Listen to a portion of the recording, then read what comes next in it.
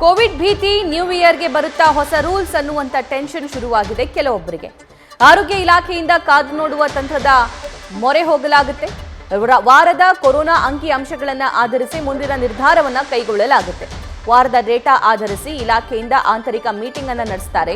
ಎಲ್ಲ ಡಿಎಚ್ಒ ಆರೋಗ್ಯ ಇಲಾಖೆ ಅಧಿಕಾರಿಗಳ ಜೊತೆ ಮತ್ತೆ ಸಭೆಯನ್ನು ನಡೆಸಲಾಗುತ್ತೆ. ಸದ್ಯದ ಪರಿಸ್ಥಿತಿಯನ್ನ ಅವಲೋಕಿಸಿ ರೂಲ್ಸ್ ಜಾರಿ ಮಾಡುವುದರ ಬಗ್ಗೆ ಚರ್ಚೆಯನ್ನು ನಡೆಸಲಾಗುತ್ತೆ. ಕ್ರಿಸ್ಮಸ್ ಇದೆ, ನ್ಯೂ ಇಯರ್ ಬೇರೆ ಬರ್ತಾ ಇದೆ. ಸೊ ನ್ಯೂ ಇಯರ್ ಸಂದರ್ಭದಲ್ಲಿ ಪಾರ್ಟಿಗಳೆಲ್ಲವೂ ಕೂಡ ಜೋರಾಗಿರುತ್ತೆ. ತುಂಬ ಜನ ಮೋಜು ಮಸ್ತಿಯಲ್ಲಿ ತೊಡಗಿರ್ತಾರೆ. ಬೇರೆ ಬೇರೆ ಕಾನ್ಸರ್ಟ್ಗಳನ್ನು ಅಲ್ಲಿ ಆಯೋಜನೆ ಮಾಡಲಾಗಿರುತ್ತೆ. ಬೇರೆ ಬೇರೆ ಡಾನ್ಸ್ ಶೋಗಳನ್ನು ಆಯೋಜನೆ ಮಾಡಲಾಗಿರುತ್ತೆ. ಪ್ರತಿಯೊಬ್ಬರು ಕೂಡ ಹೊಸ ವರ್ಷವನ್ನು ಅದ್ಧೂರಿಯಾಗಿ ಬರಮಾಡ್ಕೊಳ್ಬೇಕು ಅಂತ ಯೋಚಿಸ್ತಾ ಇರ್ತಾರೆ. ಇಂಥ ಸಂದರ್ಭದಲ್ಲೇ ಕೋವಿಡ್ ಇನ್ ಕೇಸ್ ಹೆಚ್ಚಳವಾದಂತಹ ಸಂದರ್ಭದಲ್ಲಿ ರೂಲ್ಸ್ಗಳು ಹೇಗಿರಬಹುದು ಅನ್ನೋದಕ್ಕೆ ಸಂಬಂಧಪಟ್ಟಂತೆ ಒಂದು ವಾರದ ನಂತರ ಆ ಅಂಕಿ ಅಂಶಗಳನ್ನು ಪರಿಗಣಿಸಿ ಮತ್ತೆ ಸಭೆಯನ್ನು ನಡೆಸಲಾಗುತ್ತೆ. ಸ್ಟ್ರಿಕ್ಟ್ ರೂಲ್ಸ್ ಏನಾದರೂ ತರಬೇಕಾಗುತ್ತಾ ಅಥವಾ ನಿಯಮಗಳನ್ನು ಮತ್ತೆ ಜಾರಿಗೊಳಿಸಬೇಕಾಗುತ್ತಾ, ಈ ಬಗ್ಗೆ ಆರೋಗ್ಯ ಅಧಿಕಾರಿಗಳು ಚರ್ಚೆಯನ್ನು ನಡೆಸಿ ಒಂದು ನಿರ್ಧಾರಕ್ಕೆ ಬರ್ತಾರೆ.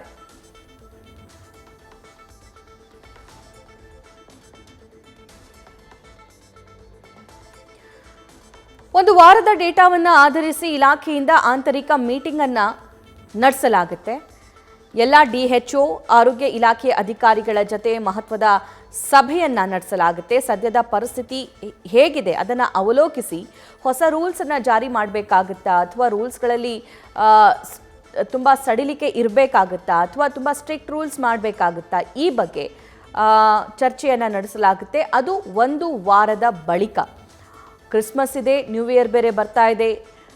ಜನನಿಬಿಡ ಪ್ರದೇಶಗಳಲ್ಲಿ ಯಾವ ರೀತಿಯಾಗಿರಬೇಕು, 60 ವರ್ಷ ಮೇಲ್ಪಟ್ಟವರಿಗೆ ಮಾಸ್ಕ್ ಕಡ್ಡಾಯ ಅಂತ ಹೇಳಿ ನಿನ್ನೆ ಆ ನೋಟಿಸನ್ನು ಏನು ಹೊರಡಿಸಿದ್ದಾರೆ, ಅದಾದ ಬಳಿಕ ಇನ್ನೊಂದಿಷ್ಟು ಸ್ಟ್ರಿಕ್ಟ್ ರೂಲ್ಸ್ ಮಾಡಬೇಕಾಗುತ್ತಾ ಅನ್ನೋದಕ್ಕೆ ಸಂಬಂಧಪಟ್ಟಂತೆ ಚರ್ಚೆಯನ್ನು ಕೂಡ ನಡೆಸಲಾಗುತ್ತೆ. ರಾಜ್ಯದ ಎಲ್ಲ ಡಿಎಚ್ಒ ಹಾಗೂ ಆರೋಗ್ಯ ಇಲಾಖೆ ಅಧಿಕಾರಿಗಳ ಜೊತೆ ಮತ್ತೊಮ್ಮೆ ಸಭೆಯನ್ನು ನಡೆಸಲಾಗುತ್ತೆ.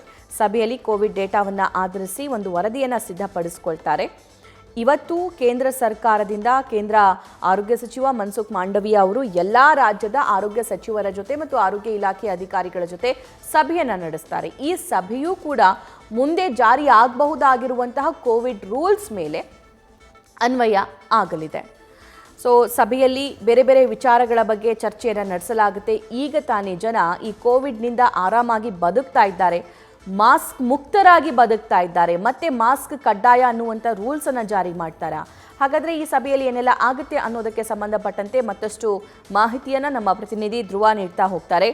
ಧ್ರುವ, ನ್ಯೂ ಇಯರ್ಗೆ ಹೊಸ ರೂಲ್ಸ್ ಏನಾದರೂ ಅಪ್ಲೈ ಆಗುವಂತಹ ಸಾಧ್ಯತೆ ಇದೆಯಾ? ಈ ನಿಟ್ಟಿನಲ್ಲಿ ರಾಜ್ಯ ಸರ್ಕಾರ ಹೇಗೆಲ್ಲ ಸಿದ್ಧತೆಯನ್ನು ಮಾಡಿಕೊಳ್ತಾ ಇದೆ? ಸಭೆಗೆ ಮುಖ್ಯವಾಗಿ ಹೊಸ ವರ್ಷ ಸಂಭ್ರಮಾಚರಣೆ ವೇಳೆ ಸಾಕಷ್ಟು ಜನ ಕೂಡ ಸೇರ್ತಾರೆ. ಆದ್ರೆ ಇಲ್ಲಿಗೆ ಒಂದು ರೂಲ್ಸ್ ಅನ್ನ ಹಾಕ್ಬೇಕು ಅಂದ್ರೆ ಈ ಮುಂದಿನ ಒಂದು ವಾರದ ಕೇಸ್ಗಳು ಅತ್ಯಂತ ನಿರ್ಣಾಯಕವಾಗಿರ್ತವೆ. ಅಂದ್ರೆ ಸಂಭ್ರಮಾಚರಣೆಯ ವೇಳೆ ಮಾಸ್ಕ್ ಅನ್ನ ಕಡ್ಡಾಯ ಮಾಡ್ಬೇಕಾ ಬೇಡವಾ ಅನ್ನುವಂಥದ್ದನ್ನ ಕಾದು ನೋಡುವ ಮೂಲಕ ಒಂದು ನಿರ್ಧಾರವನ್ನ ಕೂಡ ತೆಗೆದುಕೊಳ್ತಾರೆ. ಈಗ ಮುಂದಿನ ಒಂದು ವಾರ ಯಾವ ತರ ಕೇಸ್ ಬರುತ್ತೆ, ಒಂದ್ ವೇಳೆ ಆಕ್ಟಿವ್ ಕೇಸ್ಗಳು ಜಾಸ್ತಿ ಆದ್ರೆ, ಆಸ್ಪತ್ರೆ ಸೇರೋರು ಜಾಸ್ತಿ ಆದ್ರೆ, ಅಂತಹ ಸಂದರ್ಭದಲ್ಲಿ ಆರೋಗ್ಯ ಇಲಾಖೆ ಇಂತಹ ಒಂದು ಮಾಸ್ಕ್ ಕಡ್ಡಾಯವನ್ನ ಮಾಡ್ಬೇಕೋ ಬೇಡವಾ ಎನ್ನುವಂತ ಒಂದು ಚರ್ಚೆಯನ್ನ ನಿರ್ಧಾರವನ್ನ ಕೈಗೊಳ್ಳುತ್ತೆ. ಕೋವಿಡ್ ತಾಂತ್ರಿಕ ಸಲಹಾ ಸಮಿತಿ ಏನಿದೆ ಅವ್ರ ಜೊತೆ ಇನ್ನೊಂದು ಸಭೆಯನ್ನ ಕೂಡ ನಡೆಸ್ತಾರೆ. ಸಭೆ ಆದ ನಂತರ ಇವರ ನಿರ್ಧಾರ ಕೂಡ ಬರುತ್ತೆ. ಇನ್ನು ಪ್ರತಿ ಜಿಲ್ಲೆಗೂ ಪ್ರತ್ಯೇಕವಾಗಿ ಟೆಸ್ಟಿಂಗ್ ಟಾರ್ಗೆಟ್, ಮುಖ್ಯವಾಗಿ ಈ ಕೊರೋನಾ ಕೇಸ್ಗಳು ಪತ್ತೆ ಆಗ್ಬೇಕು ಅಂತ ಹೇಳಿದ್ರೆ ಟೆಸ್ಟಿಂಗ್ ಅನ್ನ ಮಾಡ್ಲೇಬೇಕು. ಟೆಸ್ಟಿಂಗ್ ಹೆಚ್ಚಳ ಮಾಡಿದಂತಹ ಸಂದರ್ಭದಲ್ಲಿ ಕೇಸ್ಗಳ ಸಂಖ್ಯೆ ಎಷ್ಟಾಗುತ್ತೆ ಅನ್ನುವಂಥದ್ದು ಗೊತ್ತಾಗ್ತಾ ಹೋಗುತ್ತೆ. ಹೀಗಾಗಿ ರಾಜ್ಯ ಸರ್ಕಾರದ ಎದುರಿಗೆ ಇರುವಂತಹ ಸವಾಲು ಒಂದು, ಈಗ ಟೆಸ್ಟಿಂಗ್ ಅನ್ನ ಜಾಸ್ತಿ ಮಾಡ್ಬೇಕು ಅನ್ನುವಂಥದ್ದು. ಇನ್ನು ಗಡಿ ಜಿಲ್ಲೆಗಳು, ಈಗ ಕೇರಳದಲ್ಲಿ ಜಾಸ್ತಿಯಾಗಿ ಕೇಸ್ಗಳು ಹೆಚ್ಚಳವಾಗಿದ್ದಾವೆ. ಹೀಗಾಗಿ ಗಡಿ ಜಿಲ್ಲೆಗಳಿಗೆ ಪ್ರತ್ಯೇಕ ಟಾರ್ಗೆಟ್ ಅನ್ನ ನೀಡಲಾಗುತ್ತೆ. ಯಾರೆಲ್ಲ ಪ್ರವೇಶವನ್ನ ಮಾಡ್ತಾರೆ ಅವರಿಗೆ ಕಟ್ಟೆಚ್ಚರವನ್ನ ವಹಿಸ್ಬೇಕು. ಅಂದ್ರೆ ಈ ಕೇಸ್ಗಳು ಒಂದ್ ವೇಳೆ ಜಾಸ್ತಿ ಆದ್ರು ಅಂದ್ರೆ ಮಾತ್ರ ಈಗ ಸದ್ಯ ಈ ನಿರ್ಧಾರವನ್ನ ಕೂಡ ಕೈಗೊಳ್ತಾರೆ.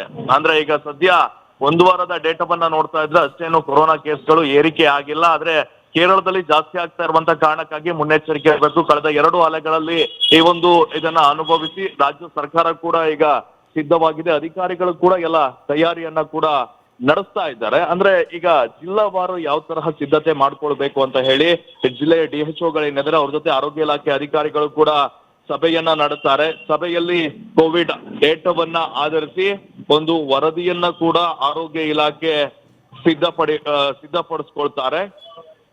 ಅದನ್ನ ಪರಿಗಣನೆಗೆ ತೆಗೆದುಕೊಂಡು ತಾಂತ್ರಿಕ ಸಲಹಾ ಸಮಿತಿ ಏನೋ ಅಧ್ಯಕ್ಷರು ಡಾಕ್ಟರ್ ರವಿ ಏನಿದ್ದಾರೆ ಅವರ ನೇತೃತ್ವದಲ್ಲಿ ಒಂದು ಸಭೆಯನ್ನ ಕೂಡ ಮಾಡಲಾಗುತ್ತೆ. ಆ ಸಭೆಯ ನಂತರ ತೀರ್ಮಾನವನ್ನ ಕೈಗೊಳ್ತಾರೆ. ಅಂದ್ರೆ ಮಾಸ್ಕ್ ಹಾಕ್ಬೇಕಾ ಬೇಡವಾ, ಈಗ ಸದ್ಯ 60 ವರ್ಷ ಮೇಲ್ಪಟ್ಟವರಿಗೆ ಮಾಸ್ಕ್ ಹಾಕ್ಬೇಕು ಅಂತ ಒಂದು ಮಾರ್ಗಸೂಚಿಯನ್ನ ಕೂಡ ಬಿಡುಗಡೆ ಮಾಡಿದ್ದಾರೆ. ಅದಾದ ನಂತರ ಏನಾದ್ರೂ ಕೇಸ್ಗಳು ಜಾಸ್ತಿ ಆದ್ರೆ ಮಾತ್ರ ಈ ತರಹದ ನಿರ್ಧಾರವನ್ನ ಕೂಡ ಕೈಗೊಳ್ತಾರೆ. ಅಂದ್ರೆ ಹೊಸ ವರ್ಷದ ಆಚರಣೆಯ ವೇಳೆ ಯಾವುದೆಲ್ಲ ರೂಲ್ಸ್ ಗಳು ಜಾರಿ ಆಗ್ಬೋದು ಒಂದ್ ವೇಳೆ ಆದ್ರೆ ಅಂತ ಸಹಜವಾಗಿ ಹೊಸ ವರ್ಷ ಸಂಭ್ರಮಾಚರಣೆ ವೇಳೆ ಜನರು ಸೇರುವಂತ ಸಾಧ್ಯತೆ ಇರುತ್ತೆ. ಹೀಗಾಗಿ ಮಾಸ್ಕ್ ಅನ್ನ ಕಡ್ಡಾಯ ಮಾಡ್ತಾರೆ. ಆಮೇಲೆ ಈ ಹೋಟೆಲ್ಗಳಲ್ಲಿ ಸಾಮಾಜಿಕ ಅಂತರವನ್ನ ಮಾಡಬಹುದು, ಅದು ಕೇಸ್ ಮಾತ್ರ ಜಾಸ್ತಿ ಆದ್ರೆ ಸ್ಯಾನಿಟೈಸರ್ ಹಾಕೋದು. ಈ ಕೊರೋನಾ 2 ಅಲೆ ಸಂದರ್ಭದಲ್ಲಿ ಯಾವ ತರಹದ ಕೇಸಸ್ಗಳಿದ್ದು ಅದರ ಆಧಾರವನ್ನ ಇಟ್ಕೊಂಡು ಈ ನಿರ್ಧಾರವನ್ನ ಕೂಡ ಕೈಗೊಳ್ತಾರೆ. ಆದ್ರೆ ನಾಳೆ ತಾಂತ್ರಿಕ ಸಲಹಾ ಸಮಿತಿ ಜೊತೆ ಸಿಎಂ ಸಿದ್ದರಾಮಯ್ಯ ಸಭೆಯನ್ನ ನಡೆಸ್ತಾರೆ.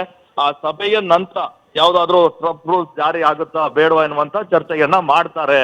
ಸಭಾ right Dhruva, thank you. News first ನಿರ್ಭೀತಿಯಿಂದ ನಿಮ್ಮ ಪರವಾಗಿ.